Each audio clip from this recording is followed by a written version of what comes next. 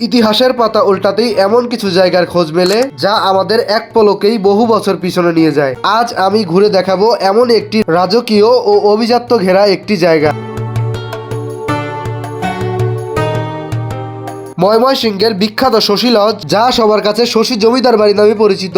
শুরুতেই জানা যাক এর কিছু খুঁটিনাটি ইতিহাস। মুক্তাগাছার তৎকালীন জমিদার সূর্যকান্ত আচার্য চৌধুরী তার দত্তক ছেলে সুশান্ত কান্তের নাম অনুসারে এই সুন্দর প্রাসাদটি তৈরি করেন। 1886 সালে প্রথম এই প্রাসাদটি নির্মাণ করা হয়েছিল, কিন্তু দুঃখের বিষয় হলো 1897 সালে এক বিধ্বংসী ভূমিকম্পে মূল প্রাসাদটি পুরোপুরি ভেঙে যায়। এরপর 1905 সালে জমিদার শশীকান্ত ঠিক একই জায়গায় এই প্রাসাদটির পুনর্নির্মাণ করেন।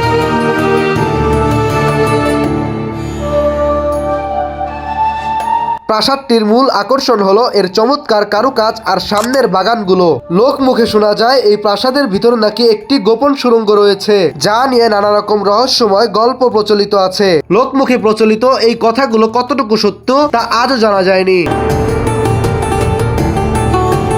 কিন্তু সময়ের নিয়মে এই জাঁকজমকপূর্ণ ইতিহাসেরও একদিন শেষ হয়। 1947 সালে দেশভাগের সময় জমিদার শশীকান্ত আচার্য চৌধুরী নিজ পরিবার নিয়ে কলকাতায় পাড়ি জমান এবং সেখানেই 1953 সালে জমিদার শশীকান্ত মৃত্যুবরণ করেন। তার চলে যাওয়ার পর এই বিশাল রাজপ্রাসাদটি এক কথায় অভিভাবক শূন্য হয়ে পড়ে।